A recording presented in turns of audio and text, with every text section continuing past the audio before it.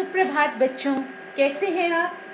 आशा है आप कुशल मंगल होंगे, अपने स्वास्थ्य का ध्यान रख रहे होंगे और लॉकडाउन के इस समय में सकारात्मक बने हुए होंगे, डर से, आशंकाओं और अवसाद से दूर होंगे।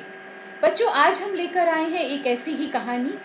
आप स्क्रीन पर देख रहे हैं एक पहलवान को जो लगातार निरंतर ढोलक बजा रहा है। आप देखिए उसका बलिष्ठ शरीर, उसके सधे हुए दांव और उसके खेल का अनुशासन हमें प्रत्येक बाधा को दूर करके विजेता बनने की प्रेरणा दे रहा है। बच्चों, इन्हीं भावों को मन में रखते हुए आइए आज एक कहानी पढ़ते हैं जिसका शीर्षक है पहलवान की ढोलक और जिसके लेखक हैं श्री फणीश्वर नाथ रेणु। श्री फणीश्वर नाथ रेणु जी का जन्म 4 मार्च सन 1921 में हुआ और उनकी मृत्यु 11 अप्रैल सन 1977 में हुई। उनकी प्रमुख रचनाएं हैं मैला आंचल, परती परिकथा, ठुमरी, अगिनखोर, श्रुत अश्रुत पूर्व, नेपाली क्रांति कथा और रेणु रचनावली।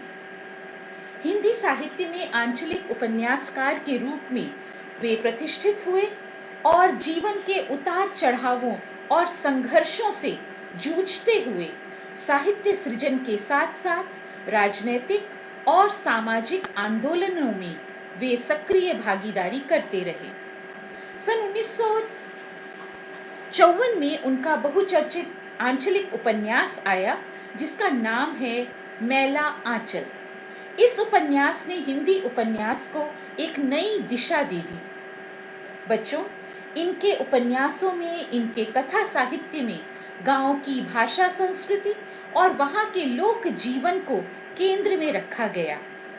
लोकगीत, लोकोक्ति, लोक संस्कृति, लोक भाषा एवं लोक नायक की इस अवधारणा ने भारी भरकम चीज एवं नायक की जगह अंचल को ही नायक बना डाला। आशा है आप इस बात को समझ रहे होंगे कि उनके उपन्यासों में उनका अंचल ही नायक बन गया और उसके साथ साथ आ गए वहाँ के गीत, वहाँ की कही गई उक्तियाँ, वहाँ की संस्कृति, वहाँ की भाषा।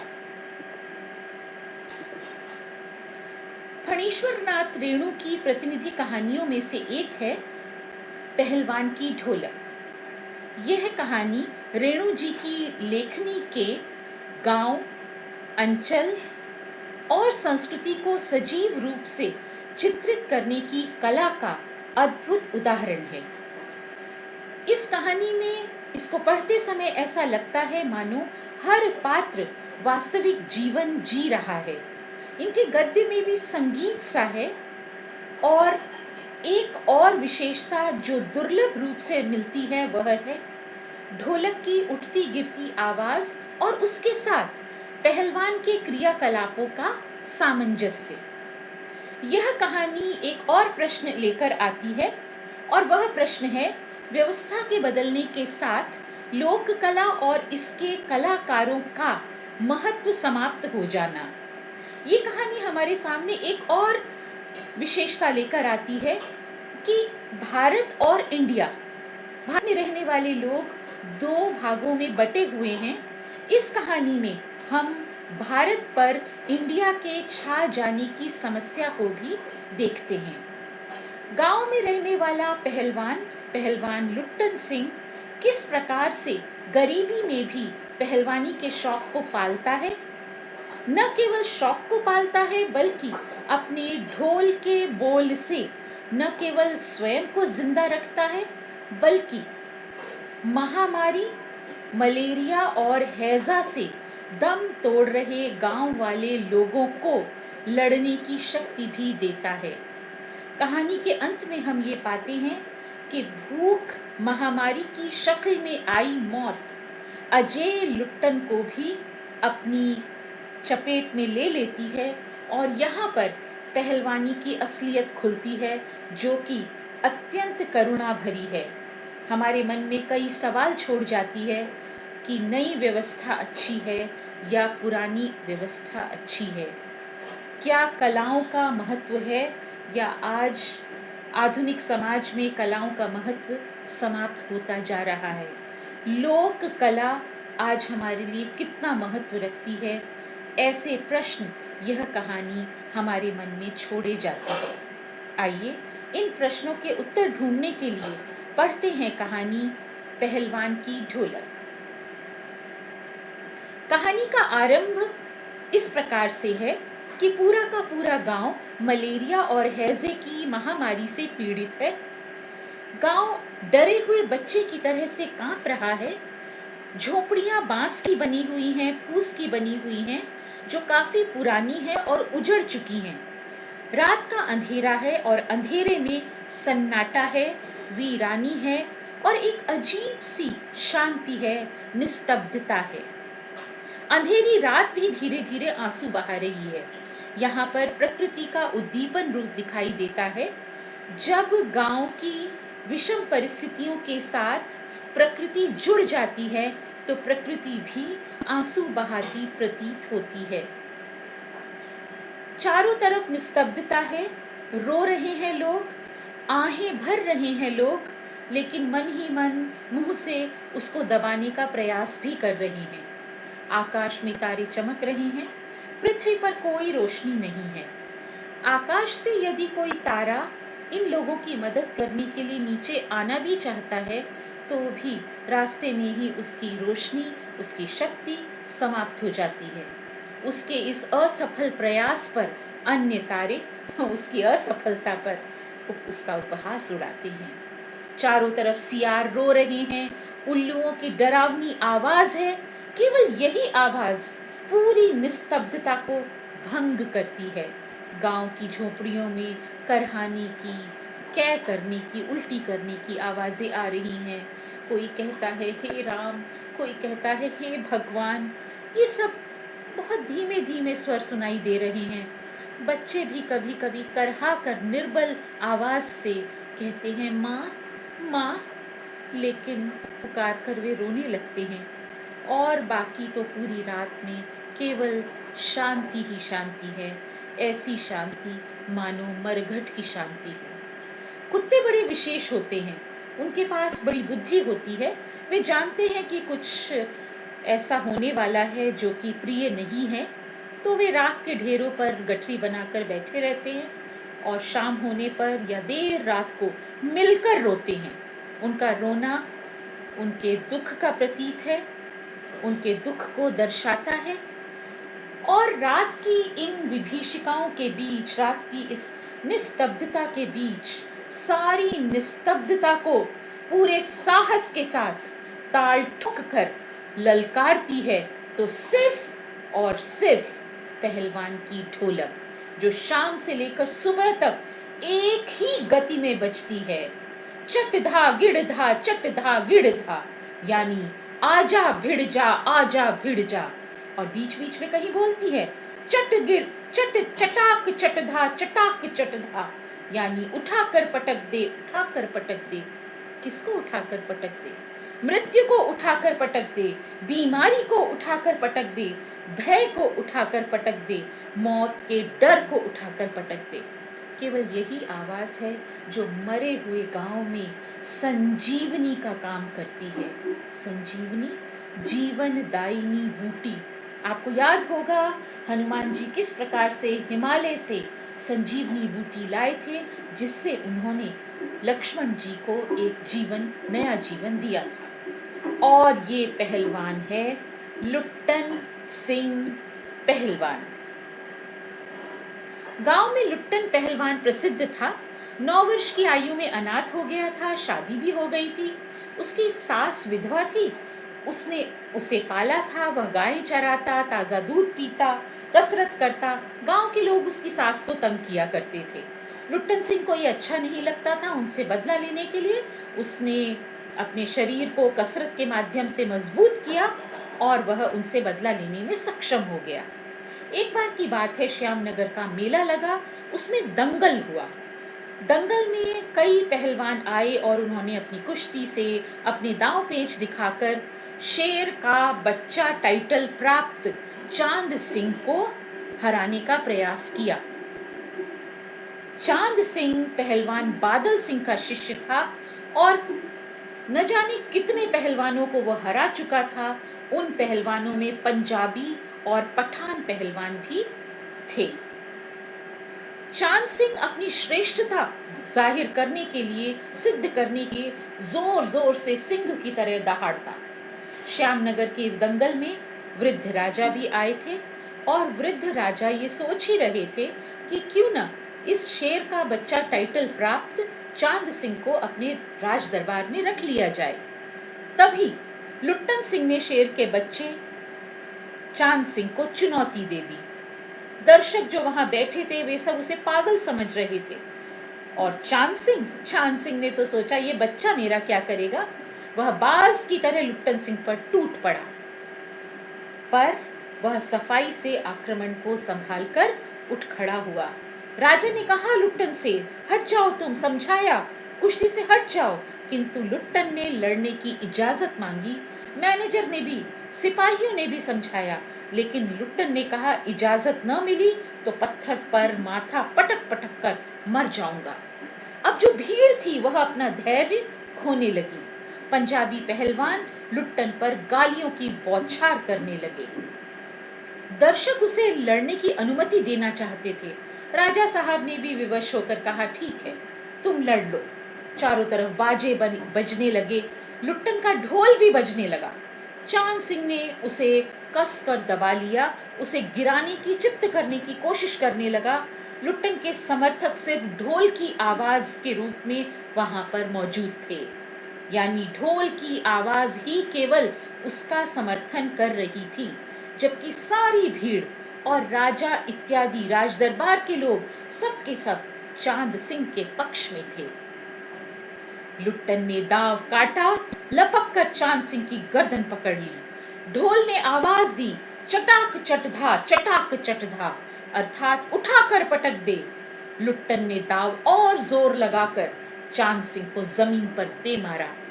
ढोलक ने धीना धीना धिक धीना कहा और लुट्टन ने चांद सिंह को चारों खाने चित्त कर दिया। ढोलक ने कहा वाह बहादुर, वाह बहादुर, और जनता ने दुर्गा माँ, महावीर जी और राजा की जय जयकार की। लुट्टन ने सबसे पहले अपने ढोलों को प्रणाम किया, क्योंकि वह जानता था ढोल की आवाज ने ही उसे इस दंगल को जीतने की प्रेरणा दी है। फिर वह दौड़ कर गया, राजा साहब को गोद में उठा लिया और राजा साहब ने प्रसन्न होकर उसे अपने दरबार में रख लिया। पंजाबी पहलवान जितने वहां मौजूद थे सब चांद सिंह की आंखें पोंछ रहे थे। राजा ने लुट्टन को पुरस्कृत न करके बल्कि दरबार में सदा के लिए रखने का निश्चय किया। सबने विरोध किया, लेकिन राजा ने एक भी नहीं सुनी और इस तरह से लुट्टन सिंह की पहचान, उसकी कीर्ति दूर दूर तक फैल गई। उसने सभी नामी पहलवानों को हरा दिया।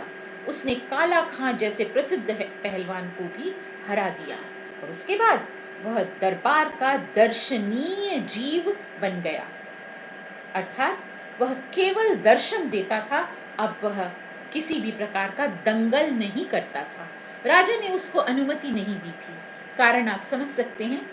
कारण यह हो सकता है कि राजा ने सोचा होगा कि अब मेरे राज दरबार में रहकर यदि यह किसी पहलवान से हार गया तो फिर नाम राजा जी का भी जुड़ेगा उसमें। शायद इसलिए उन्होंने उसे केवल दर्शनीय जीव बनाकर अपने राजमहल में रख लिया। लुट्टन सिंह मेलों में घूमता, घुटने तक लंबा चोगा पहनता, अस्त व्यस्त पगड़ी बांधता, हाथी की तरह मतवाला झूमता रहता, हलवाई के आग्रह पर 2 सेर रसगुल्ला खा जाता, मुंह में 8-10 पान ठूंस लेता। बच्चों जैसे शौक थे। जितना ज्यादा उसका शरीर बड़ा था, उसका दिमाग, उसका मस्तिष्क, उसकी सोच उतनी ही छोटी सी दिखाई देती। दंगल में उससे लड़ने की कोई हिम्मत नहीं करता और अगर कोई करता भी तो राजा जी उसको अनुमति नहीं देते कि तुम जाकर के लुट्टन सिंह पहलवान से दंगल करो। इस तरह 15 वर्ष बीत गए। उसके 2 पुत्र भी हुए। सास पहले ही मर चुकी थी, पत्नी भी दोनों पहलवानों को पैदा करके मर गई। दोनों लड़के पहलवान बनने लगे। उनकी तालीम, उनकी शिक्षा दीक्षा सब लुट्टन सिंह पहलवान स्वयं देखता। दरबार में उसका भरण पोषण हो रहा था। रोज सुबह अपने दोनों बेटों से वह कसरत करवाता। दिन में सांसारिक ज्ञान जो भी उसके पास था वह उन्हें देता और हमेशा बताता कि उसका गुरु ढोल है और कोई भी नहीं है। उसने जीवन भर अपने ढोल को ही अपना गुरु माना था। एक दिन राजा जी नहीं रहे, उनकी मृत्यु हो गई। नया राजकुमार विलायत से आया और राजकाज को अपने हाथ में ले लिया। उसने जब देखा कि इतना सारा खर्चा इन 3 पहलवानों पर होता है तो उसने पहलवानों को राज दरबार से जाने का आदेश दिया। लुट्टन सिंह ने सिर्फ अपनी ढोलक उठाई, कंधे पर लटकाई और अपने पुत्रों के साथ वह गांव लौट आया। गांव वालों ने उसकी आवभगत की, उसे उसकी झोपड़ी बना करके दी और वह गांव के लड़कों को, नौजवानों को, गाय चराने वाले चरवाहों को कुश्ती सिखाने लगा। लेकिन विडंबना तो विडंबना ही थी। कुश्ती सिखाने के लिए, पहलवानी सिखाने के लिए भोजन भी उसी प्रकार का होना चाहिए। जिस गांव में दिन भर में एक समय भी खाने का प्रबंध न हो, वहाँ पहलवानी या कुश्ती एक मजाक लगता है। इसी कारण धीरे धीरे किसानों के, मजदूरों के बच्चे लुट्टन सिंह के पास आकर कुश्ती सीखना बंद कर चुके थे। अब वह केवल अपने लड़कों को ही कुश्ती सिखाता और दिन भर ढोल बजाता। लड़के मजदूरी करते, कमा कर लाते और इस तरह उनका तीनों का जीवन चलने लगा। एक दिन अचानक गांव पर संकट आ गया। सूखे के कारण अन्न कम हो गया और फिर उसके बाद महामारी आ गई। मलेरिया और हैजा फैल गया। घर के घर खाली हो गए। कुछ लोग घर छोड़कर चले गए, कुछ घर वाले जीवित नहीं रहे। हर घर से दो तीन लाशें रोज निकलने लगी। लोग एक दूसरे को ढाढ़स देते, सांत्वना देते और शाम को घर में घुस जाते। दिन में तो थोड़ा बहुत कहीं हलचल सुनाई भी देती, पर रात होते तो किसी भी प्रकार की आवाज़ किसी घर से न आती। लोग चुप रहने लगे और ऐसे समय में केवल पहलवान की ढोलक रात की उस निस्तब्धता को तोड़ते हुए बजती। और जब वह बजती तब गांव के अर्धमृत यानी आधे मरे हुए ऐसे लोग जिनके पास न औषधि थी, औषधि दवा, न उपचार था, न डॉक्टर नर्स आदि की कोई सुविधा थी, न पथ्य था, पथ्य बीमारी में खाया जाने वाला भोजन, कुछ नहीं था। ऐसे लोगों के जीवन में संजीवनी शक्ति भरती, उन्हें जीने की आस देती। कैसे देती आस? सोचिए, जब जब वह ढोलक बजाता तब तब गांव के अधमरे लोगों के आंखों के सामने उस दंगल का दृश्य उभर आता जिसमें लुट्टन सिंह पहलवान ने शेर का बच्चा टाइटल प्राप्त चांद सिंह को हराया था। जैसे ही लोग ऐसा सोचते, उनके अंदर जीने की चाह जाग जाती और मृत्यु से डरना उनका बंद हो जाता। मृत्यु से वे नहीं डरते। मृत्यु तो आनी ही थी, ये सब जानते थे, लेकिन डरना जरूरी नहीं रह जाता जब जब वे पहलवान की उस ढोलक की आवाज को सुनते। एक दिन पहलवान के दोनों बेटे भी चल बसे। पहलवान सारी रात ढोलक पीटता रहा। उसके दोनों बेटे पेट के बल पड़े रहे। उसने लंबी सी सांस लेकर कहा, दोनों बहादुर गिर पड़े। उसने राजा श्यामानंद की दी हुई रेशमी जांघिया पहनी और सारे शरीर पर मिट्टी मलकर थोड़ी कसरत की। फिर दोनों पुत्रों को कंधों पर लाद कर नदी में बहा आया। इस घटना के बाद गांव वालों की हिम्मत टूटने लगी। लेकिन उसी रात फिर पहलवान की ढोलक बजी और लोगों की हिम्मत वापस आ गई, दुगनी हो गई। 3-4 दिनों के बाद एक रात ढोलक की आवाज नहीं सुनाई दी। सुबह लुट्टन सिंह पहलवान के शिष्यों ने देखा कि पहलवान की लाश चित पड़ी है। शिष्यों ने बताया कि उसके गुरु ने कहा था कि उसके शरीर को चिता पर पेट के बल लिटाया जाए, क्योंकि वह कभी चित नहीं हुआ। चिता सुलगाने के समय ढोल जरूर बजाया जाए।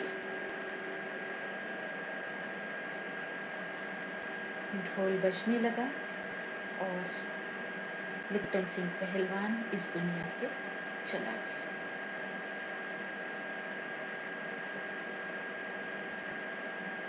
बच्चों, ये शब्दार्थ हैं आपके लिए। आप जब पाठ को पढ़ेंगे तो प्रत्येक पृष्ठ पर आपको जो शब्द कठिन लगते होंगे उन शब्दों के अर्थ यहाँ दिए गए हैं। गद्यांश पर आधारित प्रश्न हैं। आपको गद्यांश को ध्यानपूर्वक पढ़ना है और इनके उत्तर गद्यांश में से ढूंढकर लिखने हैं। यह भी एक गद्यांश है। यह भी। पाठ के साथ कुछ प्रश्न दिए गए हैं, उन प्रश्नों को यहाँ पर लिखा गया है। ये सभी प्रश्न हैं आपके। इन सभी प्रश्नों को आपको करना है। किसी भी प्रकार की कठिनाई होने पर आप मुझसे संपर्क कर सकते हैं और मैं आपकी मदद हमेशा की तरह करूंगी। और आप इनके उत्तर ढूंढिए, पाठ को पढ़िए, इनके उत्तर आपको अवश्य मिलेंगे।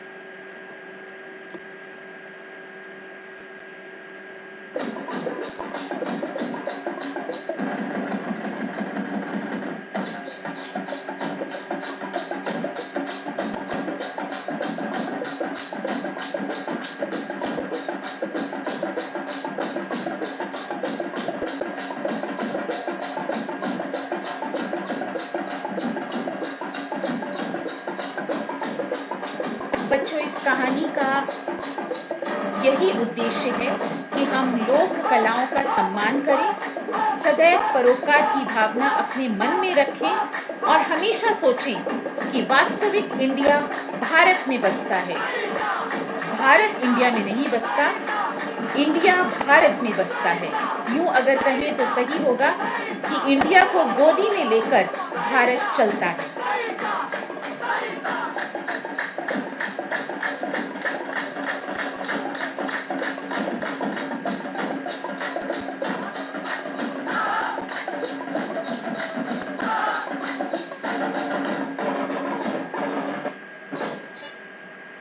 धन्यवाद बच्चों।